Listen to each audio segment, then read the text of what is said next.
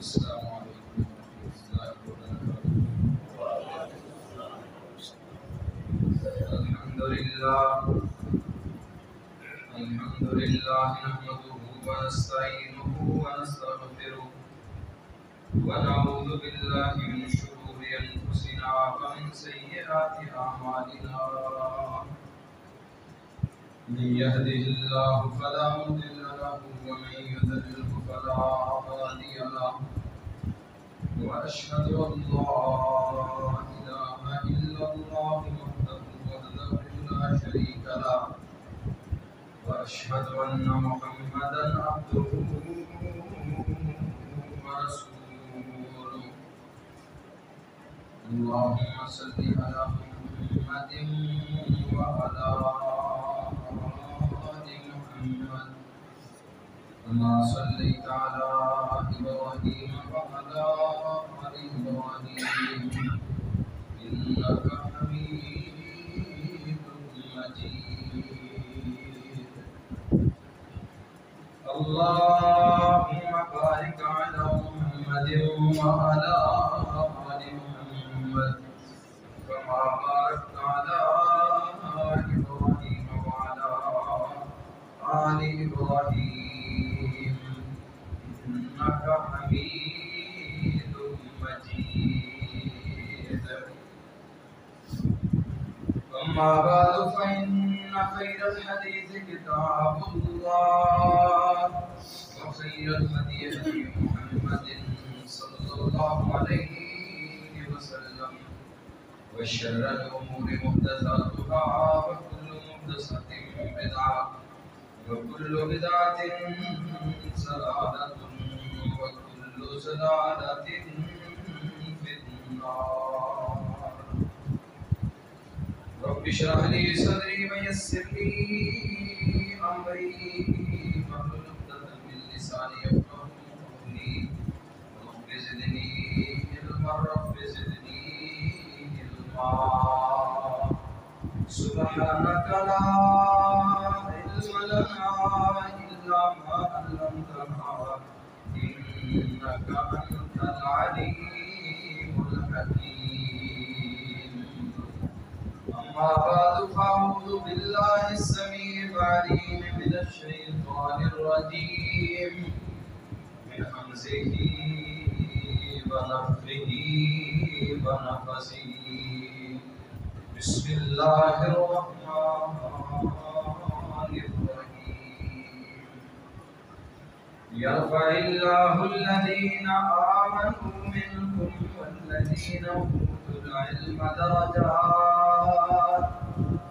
والله بما تعملون خبير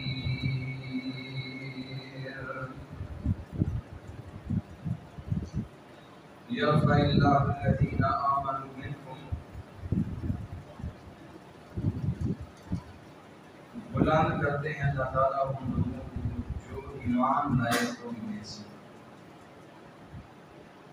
والذین اوتوا العلم درجات اور وہ لوگ جو علم دیے گئے ہیں انہیں درجات فوقیت اور بلندی ہے واللہ بما تعملون خبیر اور جو کچھ تم کر رہے ہو اللہ اس سے بخوبی باخبر اور آگاہ ہے اللہ تعالیٰ کی مختصر حمد و ثنا کے بعد ان گنت لا تعداد درود و سلام ہوں امام القول الخط الرسول حادی رسول جناب محمد رسول اللہ صلی اللہ علیہ وآلہ وسلم کی ذات گرامی پر جس ہستی مقدس و مطہر کی محنتوں کوششوں کا آپ سے اللہ خالق و مالک کائنات نے مجھے اور آپ کو عقیدہ توحید جیسی عظیم نعمت سے مالا مال فرمایا ہے رحمتیں ہوں بخششیں ہوں صحابہ کرام رضوان اللہ علیہ اجمعین کی وطنوں پر جن اللہ کے بندوں نے محمد رسول اللہ صلی اللہ علیہ وسلم کی زبان نبوت سے نکلنے والا ایک ایک کلمہ بڑی دیانت داری اور ایمانداری کے ساتھ ہم تک پہنچا دیا عزیز بھائیوں آج جس عنوان کو آپ احباب کے پیش خدمت رکھنا چاہتا ہوں وہ ہے علم دین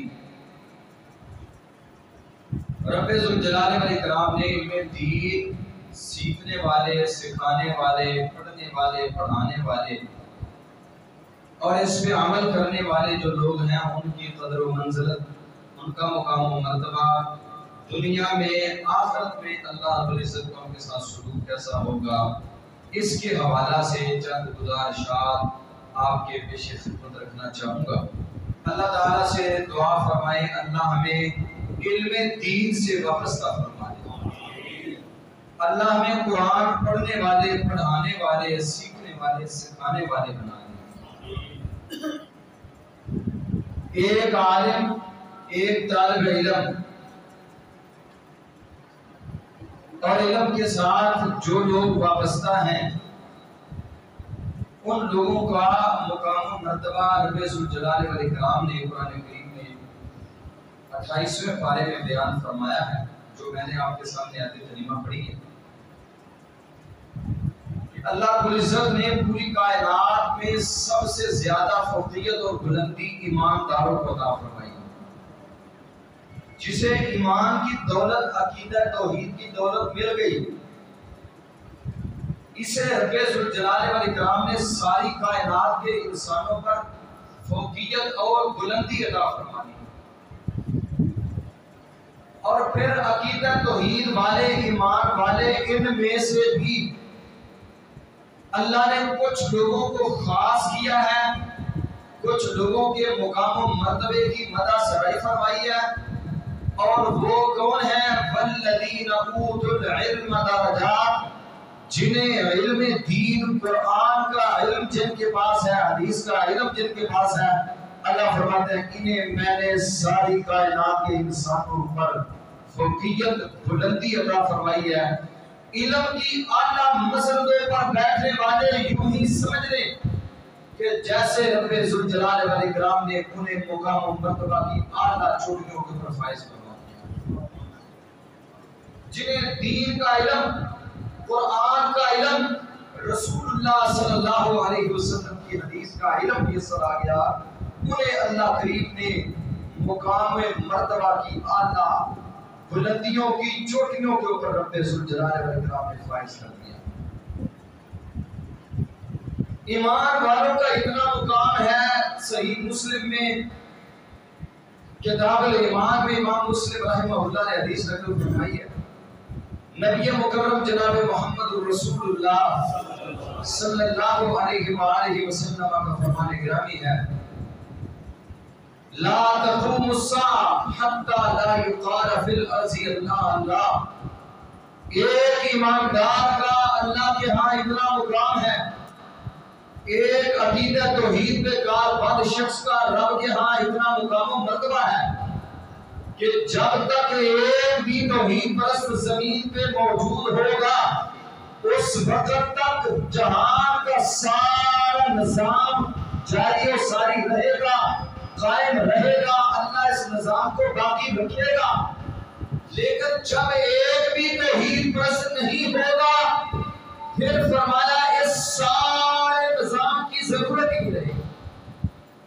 آسمانوں کی چمڑی ادھیڑ دی جائے گی، زمین کا سینہ بدل دیا جائے گا، سمندروں میں آگ لگا دی جائے گی، پہاڑوں کو روئی کے دانوں کی طرح اڑا دیا جائے گا، اس نظام کائنات کو تباہ و برباد اور درم کر دیا جائے گا جب ایک بھی توحید پرست دنیا میں قائم نہیں ہوگا۔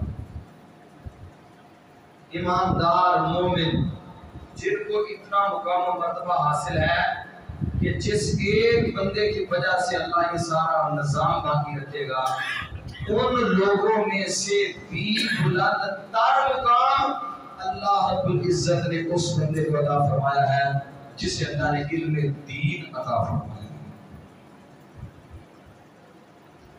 اور علم دین، حدیث کا علم سیکھنا، قرآن کا علم سیکھنا، یہ ضمانت ہے اللہ کی جنت کی، اللہ کی جنت کی ضمانت ہے علم دین سیکھنا۔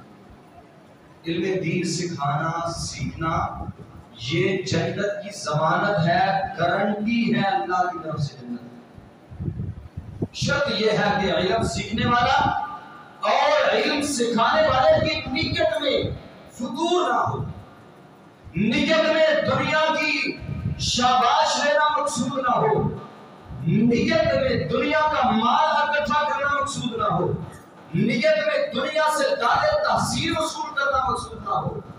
جب ان ساری چیزوں سے اس کی نیت صاف ہوگی، پھر محمد رسول اللہ صلی اللہ علیہ وسلم نے فرمایا ایک دین کا علم سیکھنے والے کے لیے رب ذوالجلال نے ساری کائنات اس کا خالق بنا دیا۔ کثیر بن قیس رضی اللہ تعالی عنہ، سنن ترمذی کی روایت ہے، کثیر بن قیس رضی اللہ تعالی عنہ فرماتے ہیں قدم رجل من المدینہ علی ابی الدرداء، ایک مدینہ سے آدمی ابی الدرداء رضی اللہ تعالی عنہ کے پاس آیا۔ ابو الدرداء رضی اللہ تعالی عنہ کے پاس دمشق سے آیا۔ ابو الدرداء فرماتے ہیں ما اقدمک یا اخی، اے میرے بھائی آپ کو کون سی چیز یہاں پہ لے کے آئی ہے؟ کہا بلغنی حدیث انک تحدثه عن رسول اللہ صلی اللہ علیہ وآلہ وسلم، مجھے اس بات کا علم ہوا ہے کہ آپ کے پاس ایک حدیث ہے جو آپ اللہ کے پیارے حبیب علیہ السلام سے بیان فرماتے ہیں۔ مجھے دمشق میں اس بات کا علم ہوا اور میں دمشق سے مدینہ طیبہ آیا ہوں، مدینہ سے دمشق آیا ہوں، اتنا لمبا سفر کر کے دمشق آپ کے پاس پہنچا ہوں صرف اس لیے کہ آپ مجھے وہ رسول اللہ کی حدیث بیان فرما دیں۔ ابو الدرداء رضی اللہ تعالیٰ عنہ فرمانے لگے اما جئت لتجارت، کیا آپ تجارت کے لیے تو نہیں آئے ہو؟ کہا واللہ ما جئت الا لطلب هذا الحديث، اللہ کی قسم میں صرف اس حدیث کی طلب کے لیے آیا ہوں اور میرے آنے کا کوئی مطمع نظر نہیں ہے، نہ تجارت کی غرض سے آیا ہوں، چلو تجارت کے لیے آیا ہوں، ساتھ ساتھ ایک تیر دو شکار، ساتھ یہ حدیث بھی لے لوں ساتھ تجارت بھی کر لوں، نہیں، کوئی دوسری حاجت، کوئی دوسری ضرورت، کوئی تجارت، کوئی لین دین، کوئی کسی دوسرے سے ملنے کا طمع، لالچ، حاجت، ضرورت نہیں، الا جئت لهذا الحدیث، صرف ایک اسی حدیث کو سننے کے لیے لینے کے لیے آیا ہوں جو حدیث آپ کے پاس ہے، آپ دمشق میں بیٹھے ہوئے ہو، اور میرے عزیزوں میرے بھائیوں دمشق سے مدینہ طیبہ کا 1 مہینے کی مسافت کا فاصلہ ہے۔ اس وقت کی سواری کے اعتبار سے کسی مضبوط اونٹ کے اوپر سواری کرنے والا سوار یا گھوڑ سوار گھوڑے پہ نکلتا ہے 1 مہینہ لگتا اس کو مدینہ طیبہ سے دمشق جاتے ہیں۔ 1 مہینے کا سفر طے کر کے بیوی بچے چھوڑ کے عزیزہ و اقارب چھوڑ کے دنیاوی ضرورتوں سے پہلو تہی اختیار کر کے اور دیگر حاجات سے دامن چھڑا کر صرف ایک کائنات کے امام جناب محمد کریم صلی اللہ علیہ وسلم کی حدیث کا علم لینے کے لیے آپ کے پاس حاضر ہوا ہوں۔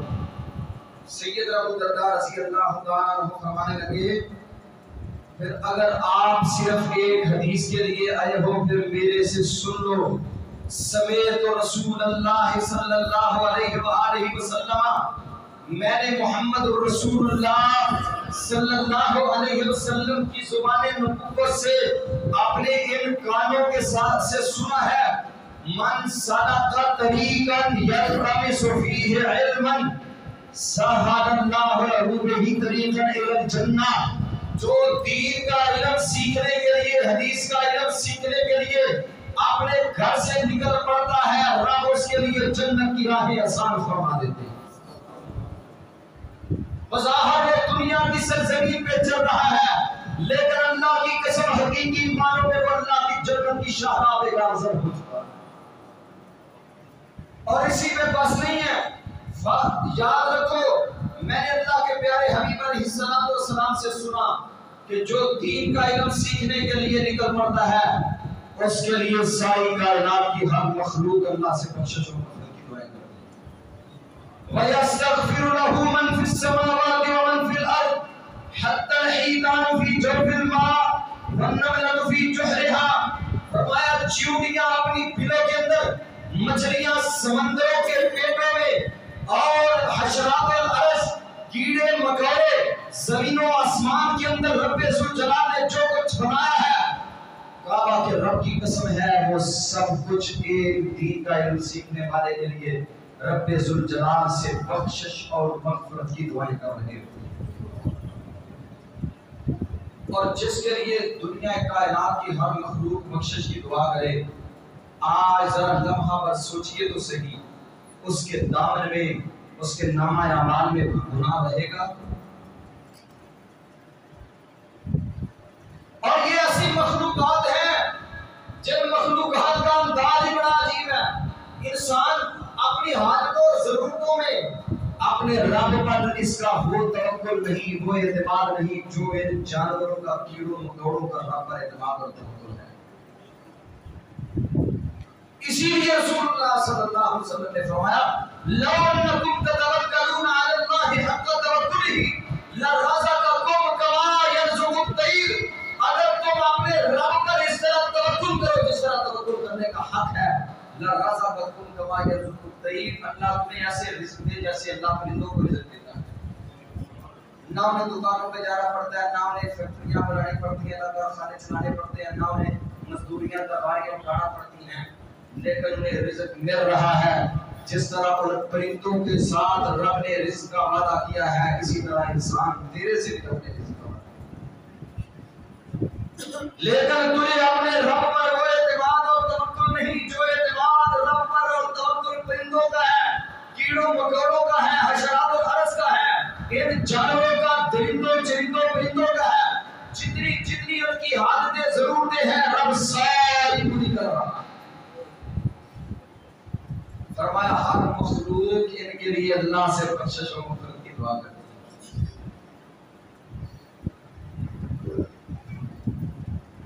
اتنی رحمتیں، اتنی برکتیں اس بندے کے لیے ہیں جو کتاب و سنت کا علم سیکھنے کے لیے اپنے گھر سے نکل پڑتا ہے۔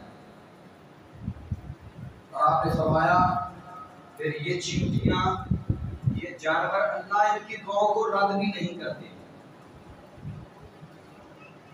اللہ ان کی دعاؤں کو رد بھی نہیں کرتے۔ سلیمان علیہ السلام اتنے صلاۃ الاستسقاء ادا کرنے کے لیے، دھوپ کی شدت تھی، گرمی کی حدت تھی، نکلے ساتھیوں کو ساتھ لے کے دعا کرنے لگے، دیکھا فَإِذَا نَمْلَةٌ رَافِعَةٌ قَوَائِمَهَا إِلَى السَّمَاءِ، ایک ننھی سی چیونٹی اس نے اپنی ٹانگیں اپنے آسمانوں کی طرف اٹھائی ہوئی ہے، اللہ سے دعائیں کر رہی ہے۔ سیدنا سلیمان علیہ السلام فرمانے لگے ارجعوا، واپس پلٹ جاؤ۔ کہا اتنی گرمی میں لے کے آئے تھے، اتنی حدت اور شدت میں لے کے آئے تھے، دعا بھی نہیں کی، اسی طرح واپس لے جا رہے ہیں۔ کہا آپ کو کیا مطلب؟ مجھے رب ذوالجلال والاکرام نے دکھا دیا ہے، ایک چیونٹی اپنے رب کی منتیں کر رہی ہے، ایک چیونٹی اپنے رب کی سماعتیں کر رہی ہے۔ ارجعوا فقد سقیتم بدعوت غیرکم، آسمانوں پہ رب نے اس کی چیونٹی کی دعا کو قبول فرما لیا ہے، تم واپس پلٹ جاؤ، آسمانوں سے رحمت کی موسلادھار بارش تمہارے اوپر نازل ہونے والی۔ جن کے لیے یہ ساری مخلوقات دعائیں کریں وَإِنَّ الْعَالِمَ لَيَسْتَغْفِرُ لَهُ مَنْ فِي السَّمَاوَاتِ وَمَنْ فِي الْأَرْضِ حَتَّى الْحِيتَانُ فِي جَوْفِ الْمَاءِ وَالنَّمْلَةُ فِي جُحْرِهَا، چیونٹیاں سمندروں میں، مچھلیاں، کیڑے مکوڑے، حشرات الارض، درندے چرندے پرندے، جتنی مخلوقات ہیں جو ہمیں دیکھی، جو ہم نے نہیں آج تک دیکھ سکے، ہر مخلوق جن کے لیے بخشش مغفرت کی دعائیں کرے۔ آج آپ سے پوچھنا چاہتا ہوں، سوال کرنا چاہتا ہوں، ذرا آج سوچئے بھی، سوال کا جواب بھی دیجئے، جس کے لیے کائنات کی ساری مخلوق اللہ کی منتیں کر رہی ہوں، کیا اللہ اسے جنت عطا نہیں کرے گا؟ یہ مقام و مرتبہ ہے ایک علم دین سیکھنے والے شخص کو۔ اسی لیے میں کہا کرتا ہوں میرے عزیزو، علماء میں کمیاں بھی موجود ہیں، کوتاہیاں بھی موجود ہیں، کیونکہ یہ بھی انسان ہے۔ اگر ان سے کوتاہیاں نہ ہوں، ان سے کمیاں نہ ہوں، ان سے غلطیاں نہ ہوں، تو پھر یہ انسانوں کی سب سے تو نکل گئے۔ فرشتوں سے غلطیاں نہیں ہوتی۔ لا یعصون اللہ ما امرهم ویفعلون ما یؤمرون۔ اللہ کے فرشتے اللہ کی نافرمانی سے منزہ اور پاک ہیں، اللہ کی نافرمانی نہیں کرتے۔ انسان خطا کا پتلا ہے، اسے خطائیں ہوتی ہیں۔ ایک عالم بھی غلطی کر سکتا ہے، ایک عالم بھی پھسل سکتا ہے، اور بڑے بڑے علماء سے غلطیاں ہوئی، پھسلے۔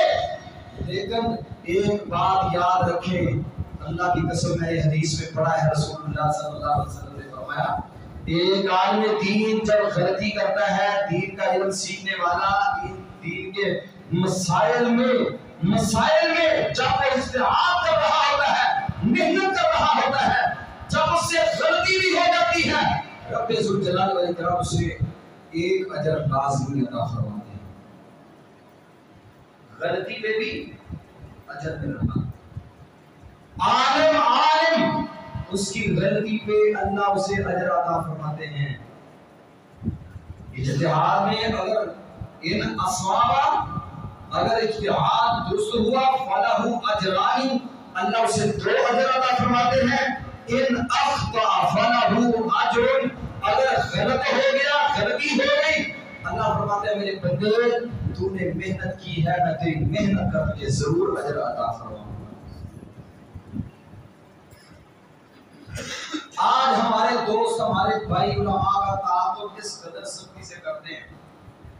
یاد رکھیں، ہمیشہ یاد رکھیں، علماء کے بارے میں زبانیں کھولنے والے لوگوں کے متعلق شیخ ابن باز رحمہ اللہ تعالی فرماتے ہیں، لحوم العلماء مسمومۃ، علماء کا گوشت بڑا زہریلا ہوتا ہے۔ علماء کا گوشت بڑا زہریلا ہوتا ہے۔ کیا مطلب؟ جو ایک عام آدمی کی چگلی غیبت کرتا ہے، وہ ایسے ہے جس طرح اپنے بھائی کا گوشت کھا رہا ہوتا ہے، اور اس کو اتنا بڑا گناہ، اتنا بڑا اپنے کھاتے میں وہ نقصان لے رہا ہے۔ اور جو ایک عالم دین کی غیبتیں، چگلیاں، اور ایک عالم دین کے بارے میں زبان کھولنے کو بکواس کرے، آپ کیا سمجھتے ہیں کہ اس نے اپنا کتنا بڑا نقصان کیا؟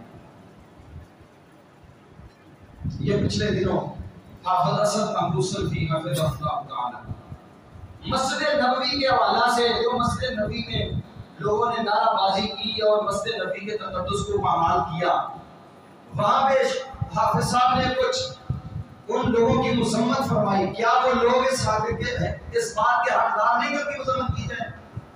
کیوں نہیں؟ کیا چھوڑے آپ پی ٹی آئی کو، چھوڑے آپ مسلم لیگ نون کو، چھوڑے آپ پیپلز پارٹی کو، دفن کریں ان ساری جماعتوں کو۔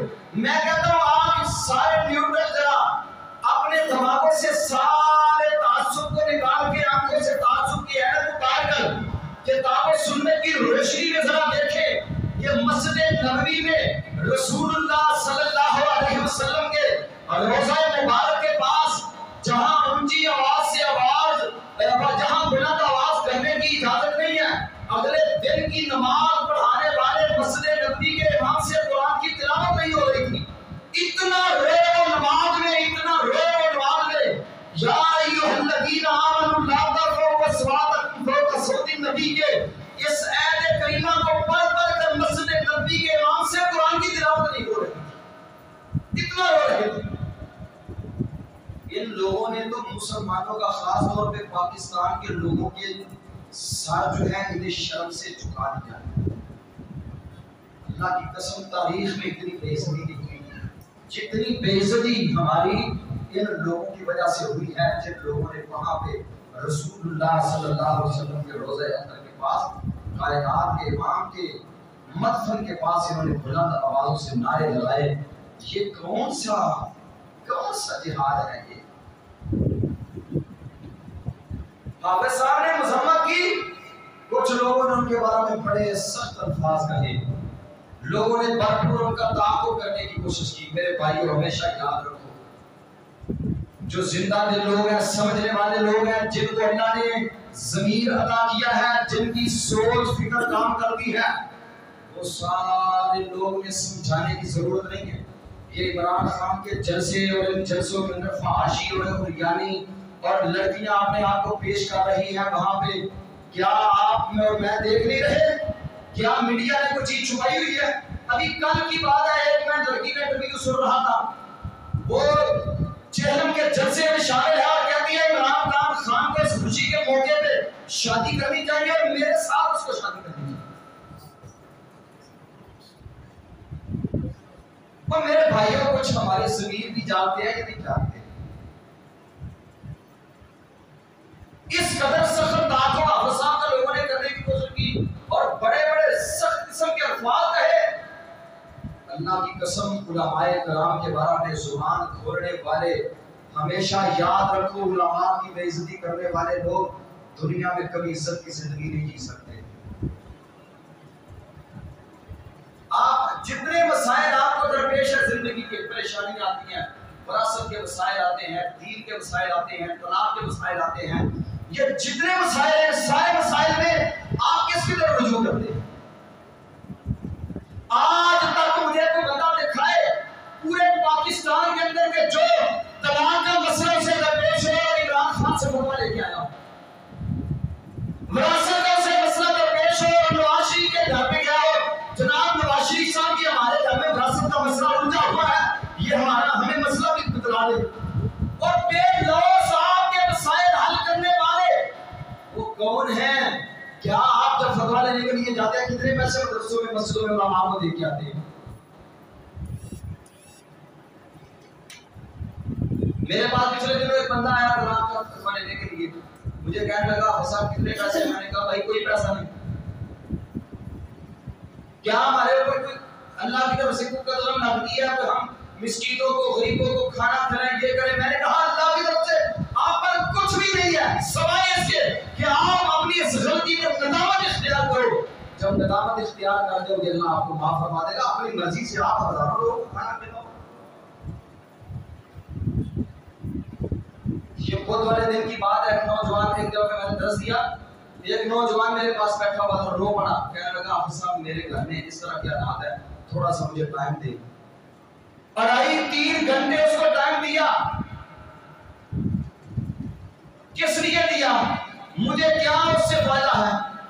میں اللہ کے گھر میں ممبر رسول میں کھڑا ہوں، مجھے کوئی فائدہ نہیں دنیا کے حوالے سے. اس کے بہتے ہوئے آنسوؤں نے مجھے اس قدر پریشان کیا. میں عصر کی نماز سے لے کر مغرب تک کا ٹائم اس کو دیا اور جو مجھے اللہ نے سمجھ دی اس نے اپنے گھر کے معاملات مجھے میرے ساتھ شیئر کیے. میں نے اس کو بتایا کہ بھائی یہ آپ معاملہ کرو، یہ کرو، یہ کرو. اپنے والدین کے ساتھ اس کی کچھ الجھنیں تھیں، اس کو سمجھایا کہ اپنے والدین کے ساتھ آپ ایسے رہو گے تو آپ بہتر رہ سکتے ہیں. اور میرے بھائیوں یہ سارا ٹائم علماء کرام آپ کے لیے ہر وقت کا فتوے دیں، علماء جنازے پڑھائیں، علماء دین سکھائیں، علماء آپ کو ہر طرح کی پریشانیوں میں آپ کے کام اللہ کے فضل و کرم سے آئیں. علماء آپ کو جب گھر میں کوئی پریشانی بنتی ہے، کوئی طلاق کے مسائل بنتے ہیں، گھروں میں جھگڑے ہوتے ہیں، آپ کن کے پاس جاتے ہیں؟ علماء کے پاس فتوے لینے کے لیے جاتے ہیں، علماء سے پوچھتے ہیں. اور جو لوگ کہیں مولویوں نے اگر ممبروں پہ سیاست کی بات کی ہم انہیں مسجدوں سے نکال کر باہر پھینک دیں گے، اللہ کے فضل و کرم سے آج تک کسی ماں نے ایسا نہیں کہا جو علماء کو مسجدوں سے باہر نکال سکے. علماء کو یہ ممبر و محراب رب نے عطا کیے ہیں اور دنیا کی کوئی طاقت انہیں ممبر و محراب سے دور نہیں کر سکتی. ہم نے اللہ کے دین کو پڑھا ہے، ابتغاء میں فضیلہ پڑھا ہے، رب کی رضا کے لیے پڑھا ہے. اور جب تک ہمارے جسموں میں جان ہے اس وقت تک ہم رسول اللہ کی حرمت کی بات کرتے رہیں گے اور فحاشی اور یعنی کی مذمت کرتے رہیں گے. دین اسلام کے خلاف اٹھنے والی ہر آواز کے خلاف انشاءاللہ سب سے پہلے اگر میدان عمل میں اترنے والے ہوتے ہیں تو وہ بھی علماء اللہ. اپنے علماء کی قدر کرنا سیکھیے. رسول اللہ صلی اللہ علیہ وسلم نے فرمایا ان اللہ یقبض العلم، اللہ علم کو قبض کر لے گا، اللہ علم کو اٹھائے گا. کیسے علم اٹھایا جائے گا؟ فرمایا علم ایسے نہیں اٹھایا جائے گا کہ بس کتاب قرآن اس کو اٹھا دیا جائے گا، ولکن یقبض العلم بقبض العلماء، اللہ آہستہ آہستہ علماء کو قبض کر لیں گے.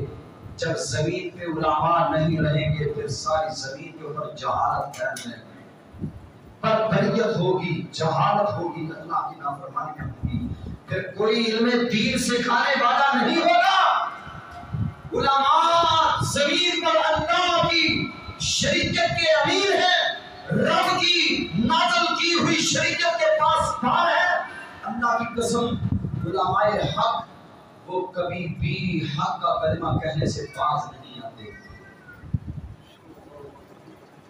تو میرے بھائیوں، میرے دوستوں، یہ علماء کا مقام رب ذوالجلال والاکرام نے بیان فرمایا ہے، اور دین اسلام کا علم ایسا صدقہ جاریہ ہے جو کبھی ختم ہونے والا ہی نہیں۔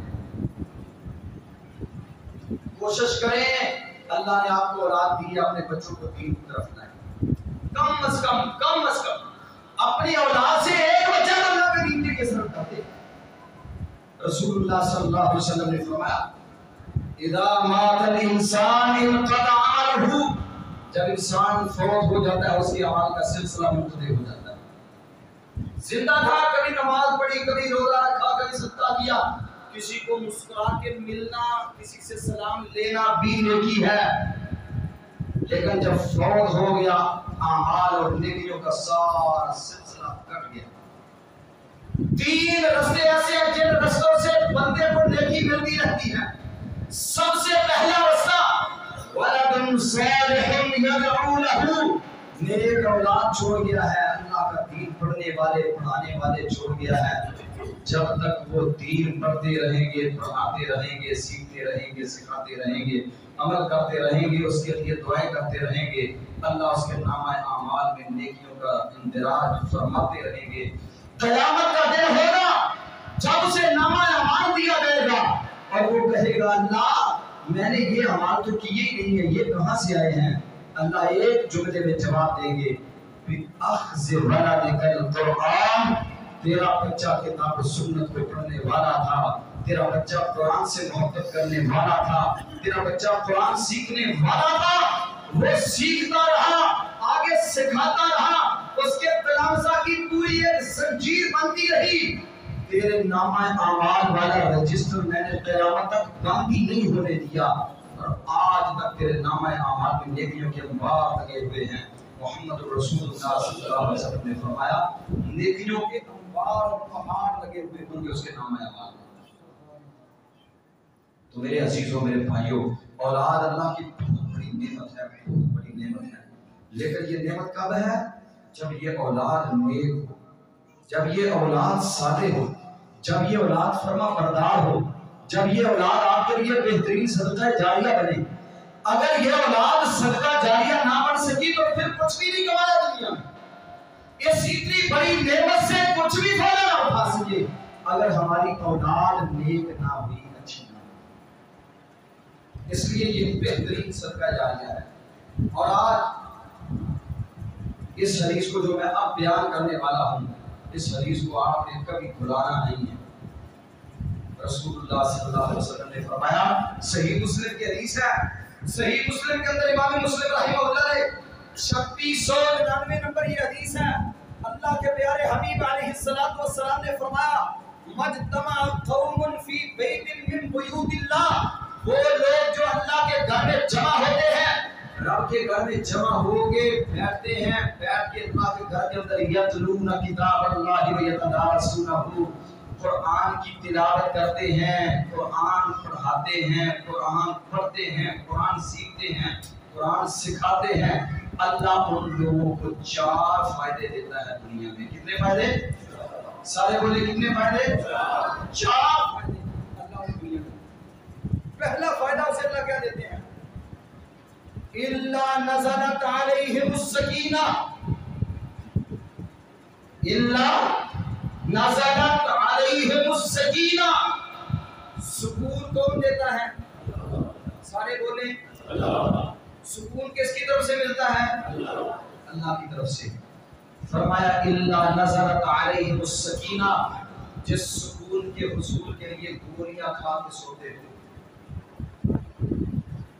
جس سکون کے حصول کے لیے سارا دن فیکٹری میں دفتر میں بیٹھ کے فرق کرتے ہو، جو سکون کے حصول کے لیے لوگ بڑے بڑے پاپڑ بیلتے ہیں، جس سکون کے حصول کے لیے اپنے بچوں کے لیے بندہ ساری زندگی جانور بنا رہتا ہے کہ میرے بچے پڑھ جائیں، کچھ بن جائیں، مجھے سکون مل جائے گا۔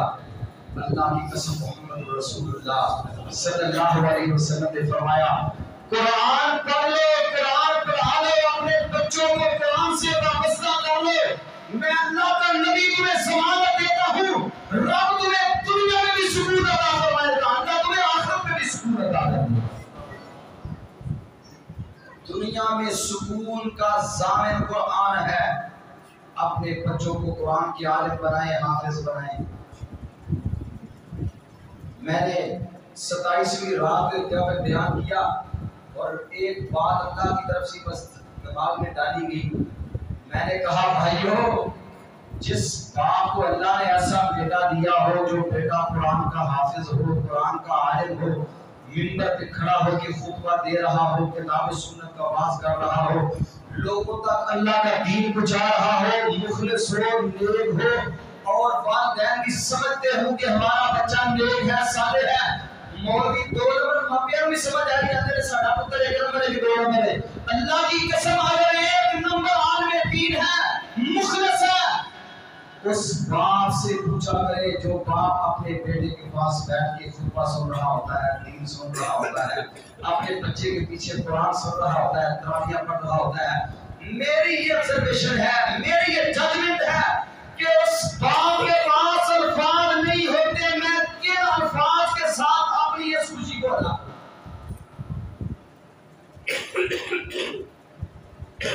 ایک بندہ ایک موقع میں جہاد میں چلا گیا، بڑا لمبا زمانہ باہر رہا، جب گھر سے نکلا تھا تو اس کی بیوی کو اللہ نے امید لگائی ہوئی تھی،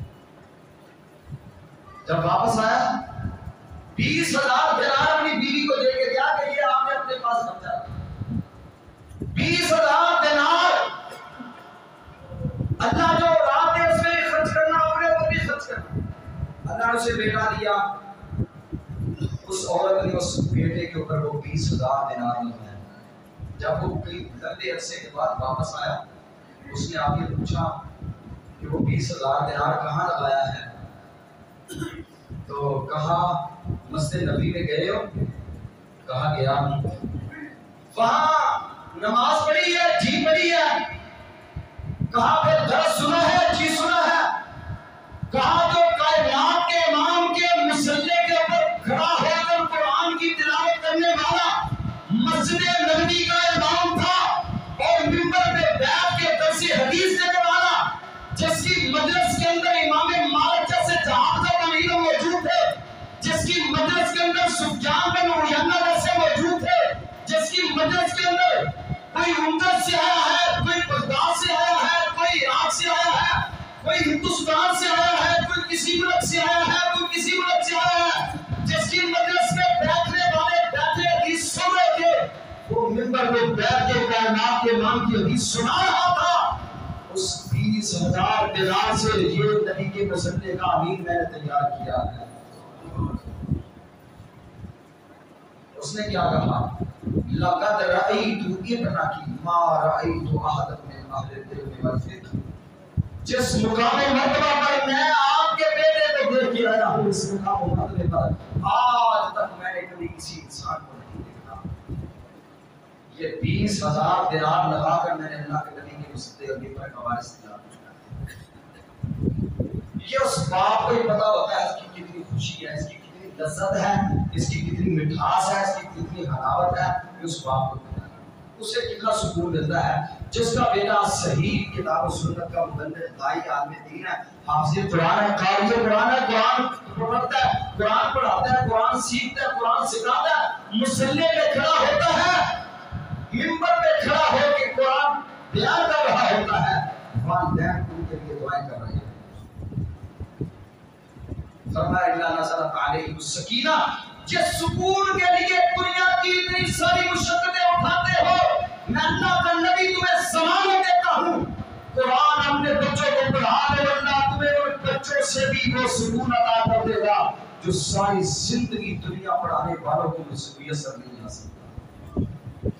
پہلا فائدہ اللہ سکون والی زندگی دیتا ہے، دوسرا فائدہ وَخَشِيَتْهُمُ الرَّحْمَةُ، اللہ کی طرف سے ان پہ رحمتوں کے نزول ہوتے ہیں، جس رحمت کے سوال کرتے ہیں اس رحمت کی ضمانت مل رہی ہے، إِلَّا خَشِيَتْهُمُ الرَّحْمَةُ وَحَفَّتْهُمُ الْمَلَائِكَةُ، اور جن کے بچے دین پڑھنے والے ہیں، میں نہیں کہہ رہا میری جماعت کے کسی مبلغ، میری جماعت کے کسی عالم دین کا فتویٰ نہیں ہے، یہ فتویٰ محمد رسول اللہ صلی اللہ علیہ وسلم کا ہے، إِلَّا حَفَّتْ عَلَيْهِمُ الْمَلَائِكَةُ، جو اپنے بچوں کو دین پڑھاتے ہیں، خود دین پڑھتے ہیں، آسمانوں کے نورانی ملائکہ ان کے لیے آسمانوں سے اترتے ہیں، اور اللہ کی قسم آسمانوں کے نورانی ملائکہ ان کے اوپر اپنے پروں سے سائبان کرتے ہیں۔